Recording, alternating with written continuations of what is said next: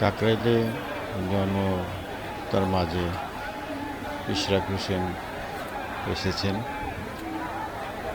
সবার সাথে রঙ্গরোদন করতেছেন। আপনারা আছেন।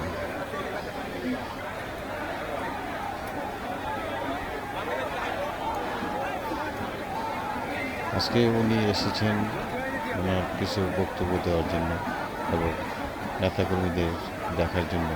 তারা টানা কদিন এই রোদ বৃষ্টিতে ভিজে তারা এখানে অবস্থান করতেছেন।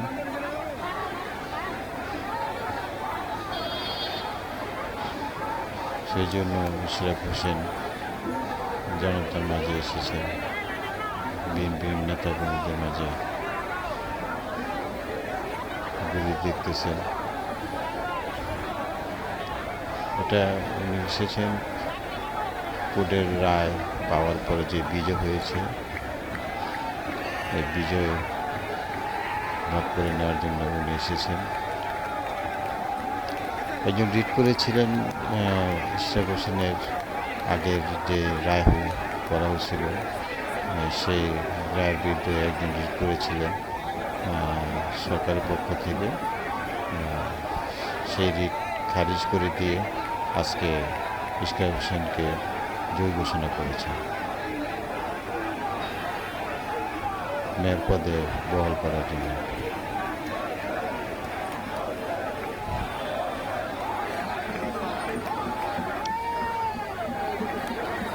এখন ট্রাকের মাঝে কিছু বক্তব্য রাখতেছেন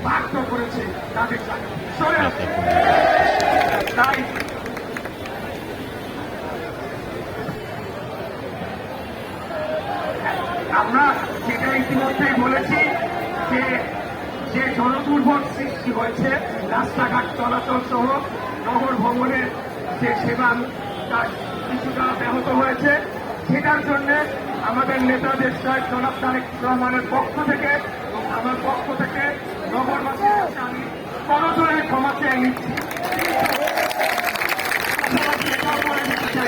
একদিন আপনারা অবশ্যই বুঝছেন কেন আমরা আজকে এই কাজটি করেছিলাম।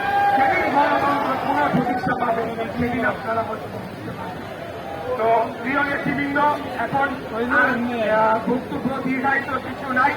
আমাদের নির্দেশনা এটাই, আমরা পর্যবেক্ষণে রাখবো সরকারকে, তারা ধানের শীষের প্রার্থীর সাথে এখন কি ধরনের আচরণ করে সেটি দেখার বিষয় রয়েছে। আপনারা জানেন আরেকটি নতুন রাজনৈতিক দল, তারা এটাকে নানা ধরনের বিভ্রান্তিকর লেখা দিচ্ছে, পোস্ট দিচ্ছে, ভুল আইডি ব্যাখ্যা দিচ্ছে। কিন্তু আমরা বিশ্বাস রাখি প্রফেসর ডক্টর মোহাম্মদ ইউনূস, মাননীয় প্রধান উপদেষ্টা, বাংলাদেশ সরকারের মাননীয় প্রধান উপদেষ্টা, উনি সর্বজন শ্রদ্ধেয় ব্যক্তি, ওনাকে আমরা সবাই শ্রদ্ধা করি। আমার নেতা দেশের জনক তারেক রহমান বিশেষত আমাকে বলে দিয়েছেন তুমি ওনার কথা বলবে। ওনাকে শ্রদ্ধা জানিয়ে আমরা বলতে চাই, আপনার আশেপাশে এই যে কুলাঙ্গাররা রয়েছে তাদেরকে আপনি অপসারণ করে একটি পূর্ণাঙ্গভাবে একটা নিরপেক্ষ অন্তর্বর্তীকালীন সরকার গঠন করেন, যার অধীনে নির্বাচন হবে এবং অতি দ্রুত অনতি বিলম্বে একটা নির্বাচনের তারিখ ঘোষণা জনগণ, বাংলাদেশের জনগণ দেখতে চায়, শুনতে চায়। আর বক্তব্য দিব না, আপনাদের প্রতি পরবর্তী নির্দেশনা আসবে।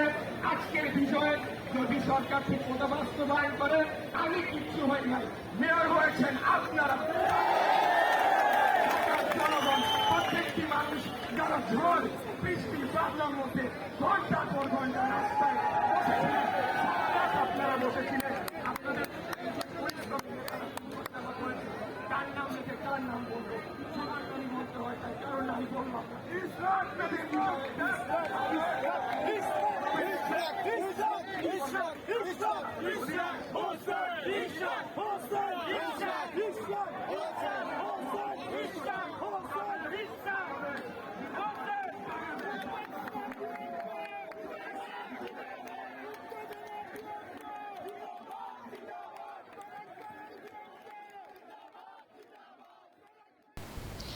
বিএনপির নেতাদের উল্লাস বিএনপি নেতা কর্মীদের উল্লাস দেখা যাচ্ছে কোর্টের রায় পাওয়ার পরে সবাই ইশরাক ইশরাক বলে স্লোগান দিচ্ছেন।